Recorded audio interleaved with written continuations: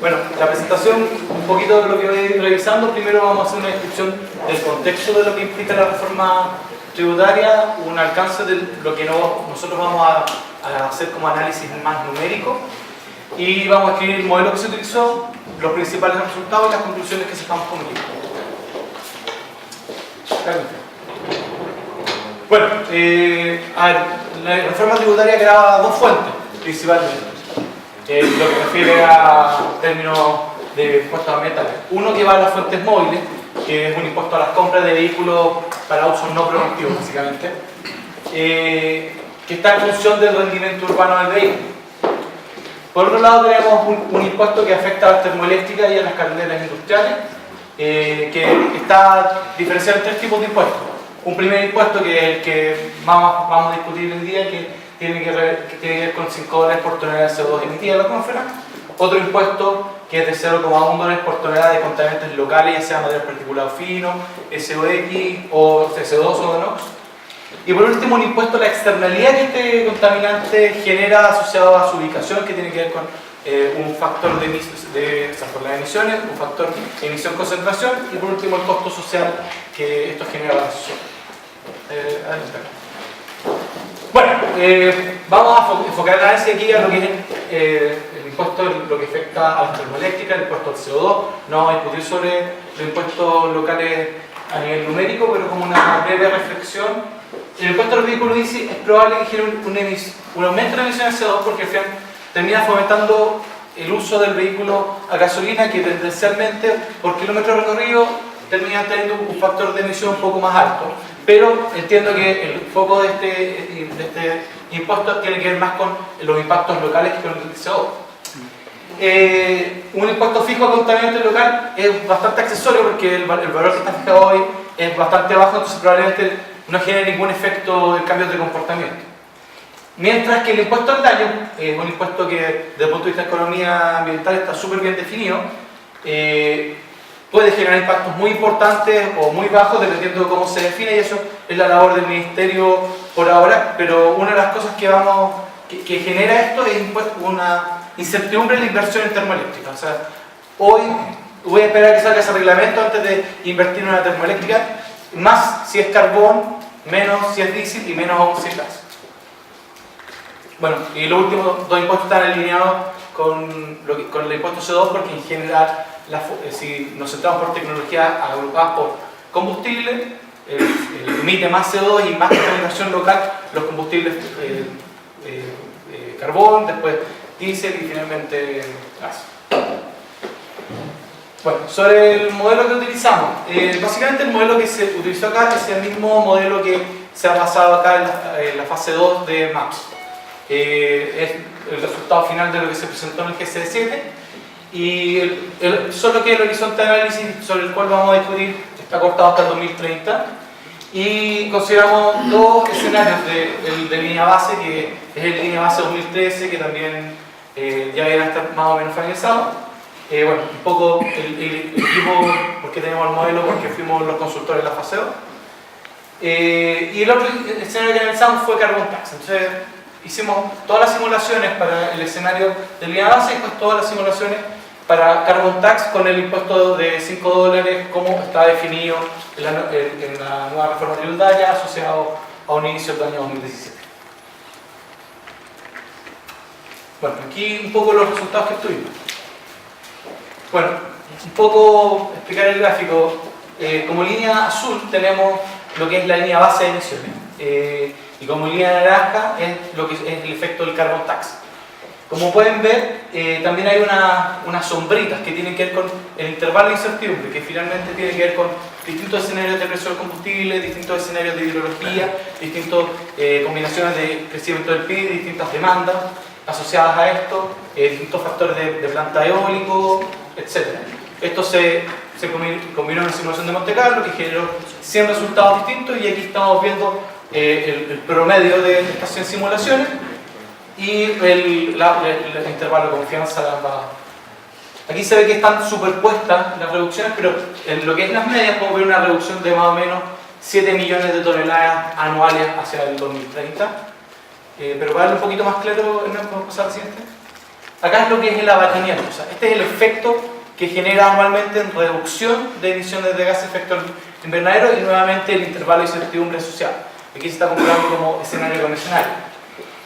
Aquí vemos, bueno, una leve reducción que se empieza a adelantar, pero con un intervalo de incertidumbre que puede ir incluso hacia atrás. Entonces, básicamente, los primeros años no hay un efecto muy claro. Pero a partir del impuesto empieza a aumentar el abatimiento y llegamos a 6,7 millones de toneladas hacia el 2030, lo que implica una reducción total de, en promedio, 59 millones de toneladas y un rango asociado a estos mismos intervalos de confianza entre 58 y 61 millones de toneladas de CO2. Bueno, pero ¿cuál es la matriz que está operando? ¿Cuáles son los cambios en la matriz que se generan producto de esto? Básicamente, bueno, primero tenemos una matriz más grande.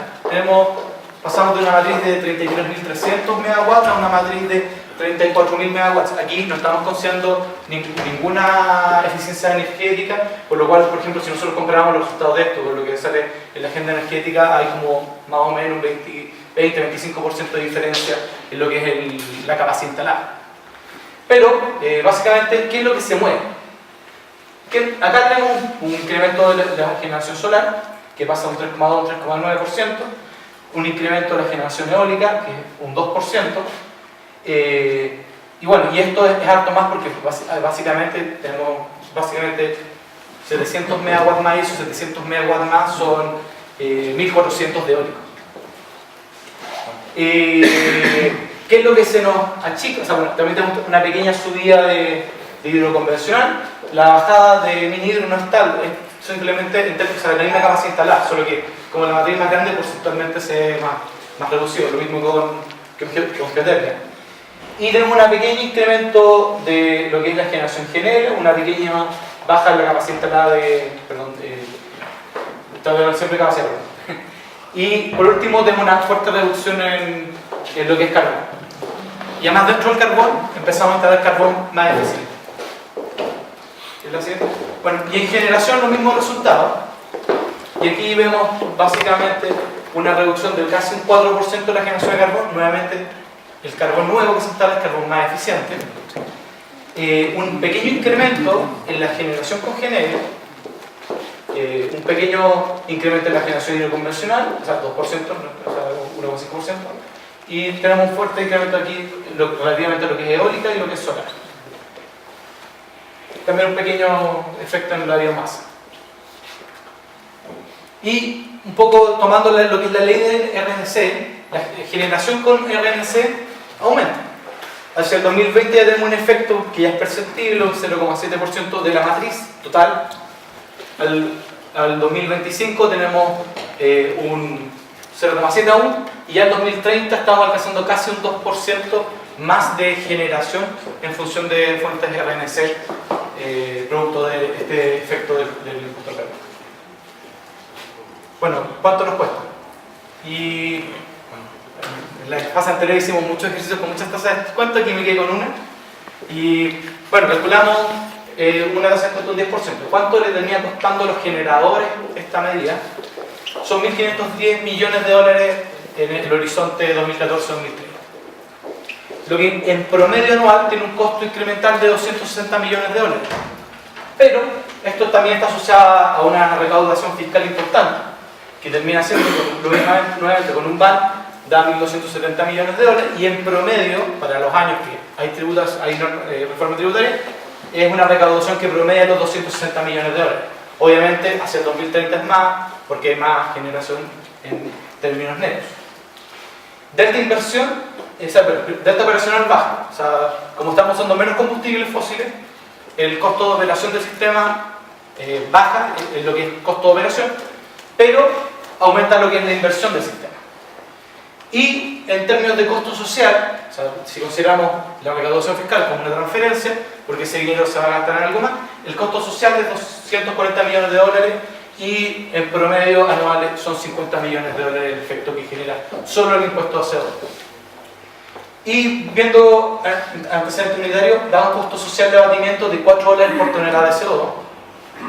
Y esto en un rango nuevamente asociado a toda modelos, tenemos un intervalo de incertidumbre que va desde los 0,7 dólares por tonelada hasta los 9,4 dólares por tonelada, que tiene que ver mucho con cómo sea la operación en todos los escenarios combinados y un poco cuánto estamos reduciendo.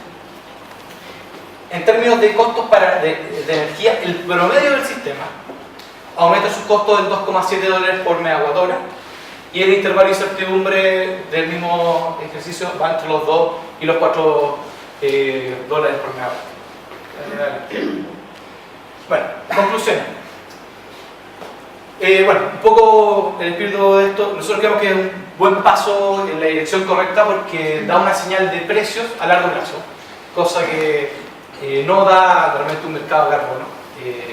Por eso, para partir, creemos que es muy positivo y también permite en un futuro migrar a un mercado de carbono. Los principales cambios, que como les decía, es más generación eólica, más generación hidráulica, un poco más de GNL, y junto con la eliminación de la generación a carbón, que además privilegia centrales más eficientes. Aquí igual es importante resaltar que uno de los supuestos importantes del modelo es que la incertidumbre eólica, porque estamos llegando a tener casi 3.000 megawatts al 2030 operando de centrales eólicas, ese porcentaje, ese 10% de generación eólica genera mucha incertidumbre en lo que es la operación.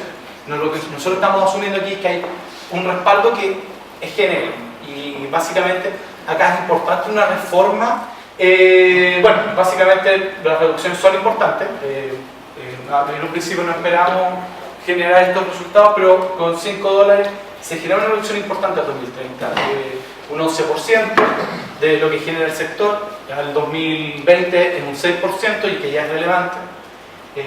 Así que eso creemos que es un buen paso y una señal para partir, obviamente que eso pueda o no modificarse en el futuro. Y los costos para el consumidor final, al final estas cosas son mucho más complejas en la realidad que en la teoría, pero si nosotros asumiéramos que simplemente el total de este costo se traspasara al consumidor final, debiera ser un 2% de lo que es el precio final residencial. Eso.